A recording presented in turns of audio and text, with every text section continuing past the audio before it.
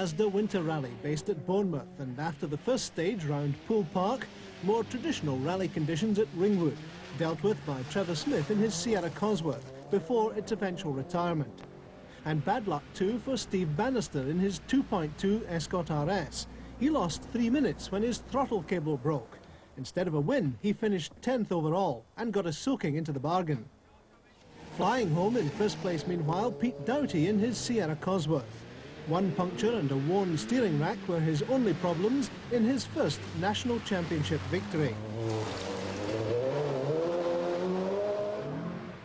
Scottish champion Murray Grierson went well until clutch failure on the 7th stage forced his retirement.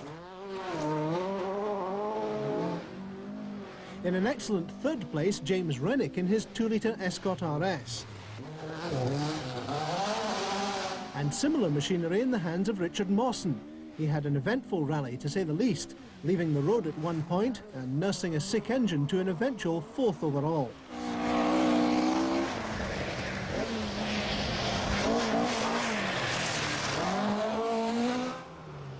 Upholding the sponsors' honours, Simon Stubbings took his Mazda 323 to 5th place and won Group N.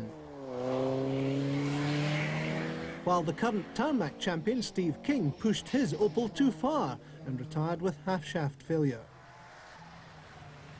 On to the Welsh border for round 2, the Skip Brown rally based at Chester, and Trevor Smith put his problems on the opening round behind him.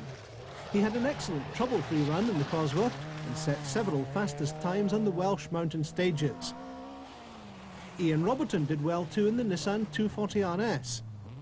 Second overall in this round was to stand him in good stead for the championship throughout the season.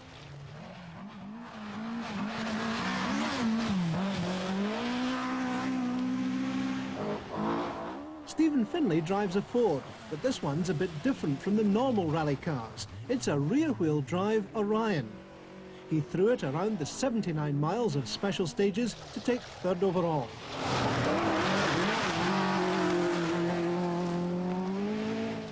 The small 4-wheel drive Mazda of Ian Hughes lost some time with punctures, but he won Group N in 7th place.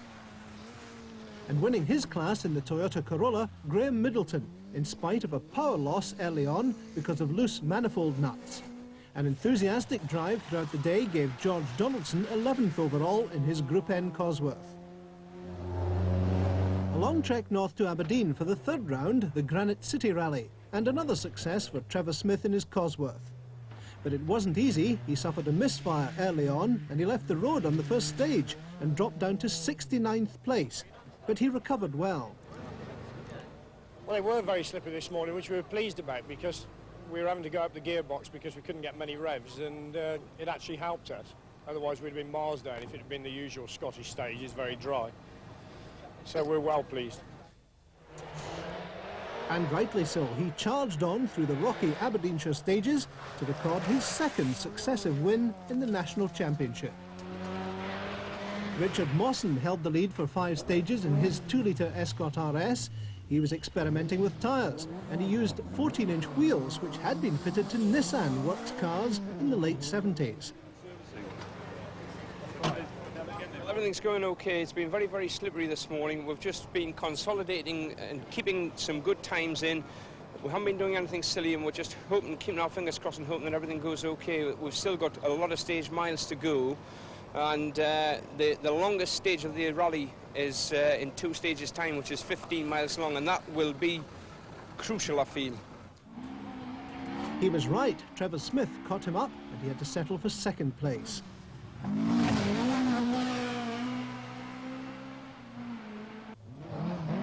Ian Roberton lost time through a spin and a puncture on the first stage, but his difficulties were nothing compared to the current national champion David Gillanders. His Rover-engined Montego had persistent brake problems throughout the day.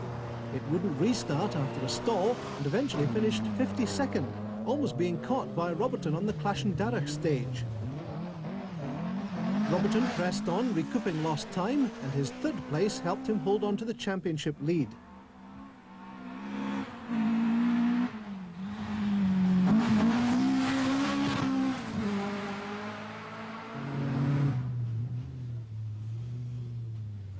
Graham Graham Middleton had puncture problems in his Toyota Corolla. He lost a lot of time, at one point being chased by the four-wheel drive Mazda of Ian Hughes, who finished 5th overall after a sparkling drive. Good, everything's going well. We were leading the event just a bit back, but we started the last stage and we had a puncture from the start line, so we probably dropped back a bit at the moment. What are the conditions like? The morning stages were good. They suited our car. It's four-wheel drive, so they were slippy and narrow, so it suited us down to the ground, really. It was good. His 5th place was impressive, and he won Group N as well. Scottish champion Murray Grierson knew his way about. He was caught out by early slippery conditions. He finished 7th.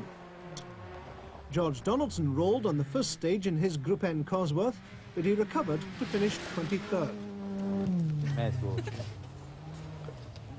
Round 4, and not the best of starts on the Kyle Graphics rally for eventual winner George Donaldson in the Cosworth. But he recovered from this early mishap on the first stage at Margam near Swansea to take 1st place and the honour of the first victory of a Group N car in a national championship event. On the final stage the car began cutting out, but he survived to make it to the finish.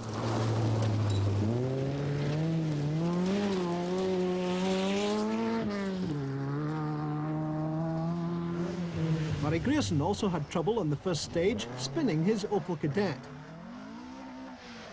That lost him time and dropped him down to runner-up position, but even then only by 6 seconds.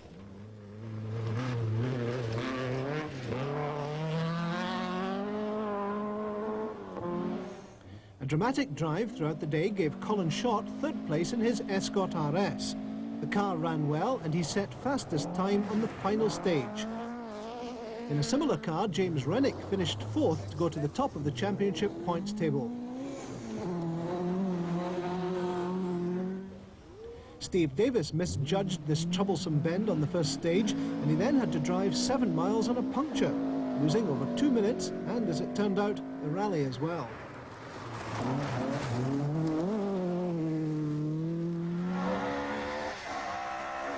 But he certainly made up for it in the 5th round, the Manx National, through the lanes of the Isle of Man. He had a puncture on the first stage, but then set 6 fastest times to take his first national championship victory. John Price was at the wheel of one of 2 Renault 5 turbos and took the water splash in his stride, and with 6 fastest times, finished 2nd overall. On his first Manx rally, Ian Robertson didn't know quite what to expect in his big Nissan. It was a neat fit in the narrow lanes, and despite gearbox problems, finished well in 3rd place. Murray Grierson was also on his first visit, but it very nearly ended on stage 3 when he hit a banking. A misfire later lost him time, but he finished 4th overall. Another newcomer to Manx rallying was James Rennick in 5th place. Trevor Smith's Cosworth was not well throughout the event, the only tarmac rally in the championship, but he literally flew on to finish 6th. A new engine, gearbox and rear axle for Smith's Cosworth for the 6th round, the Shell Oil's Tour of Cumbria. A mixture of sunshine and rain made conditions difficult, but the car went well to give him his 3rd outright win of the season and joint lead of the championship.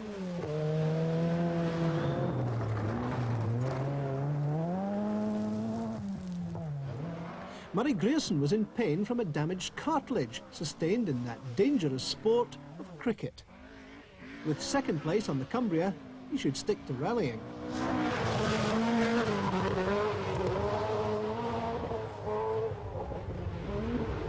George Donaldson said his 3rd place was a fine birthday present for his mother, but it was achieved in spite of a spin on stage 4 and a slide up a fire break 1 stage later. Shooting up from 36th place to 4th overall, Jeremy Eason in his Group N Cosworth. Graham Middleton had an anxious moment when he hit a pothole towards the end of the event, based largely on the giant Gillanders forest. But an otherwise trouble-free day gave him a class win and 7th overall.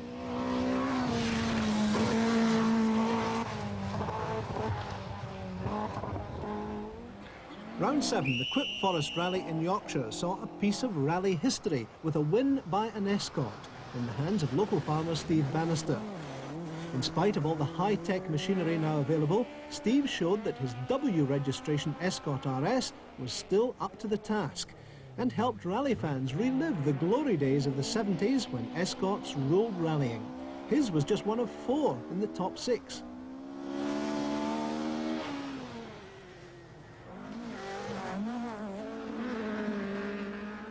Ian Robertson started the event 3rd in the series, and he had both bad and good luck. His gearbox on the Nissan jammed in first gear, but it was right at the end of a stage. It was repaired, and he took 2nd place in the rally and the championship points table.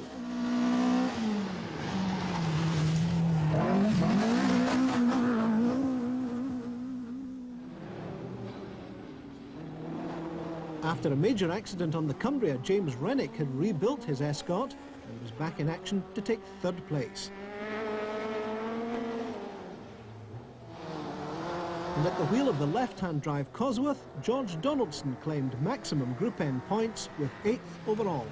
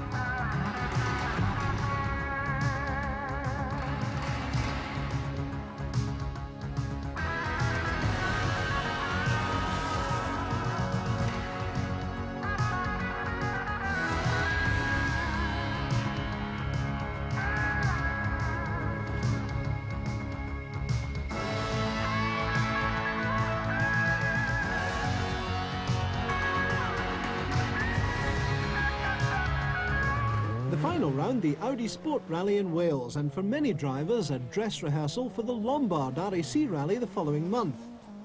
Included in the 151 car entry were 3 former world champions, but while the leaders practiced for the RAC, the contenders in the National Championship had their own battle in mind. Ian Robertson in particular was determined to grasp the championship title in his 2-year-old Nissan. Well, 3 stages to go, but just really the forest stage, that's the main one. I think we can get that out of the way. Hopefully the position we're in, we should clinch it. And that's exactly what he did. 8th place overall gave him a final total of 133 points. George Donaldson was 9th and 5th in the championship, but the winner of Group N. Murray Grierson finished 10th, but had to settle for runner-up position in the national title race in his Opel Kadett, 14 points behind Robertson. James Rennick was unlucky in car 13. Apart from this slide, he picked up a puncture and dropped to 18th, losing the championship.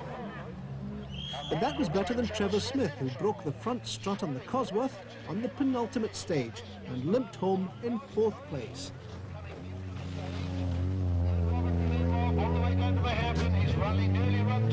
So the final lineup: Ian Robertson, followed by Murray Grierson and James Rennick. Graham Middleton won Group A and George Donaldson Group N.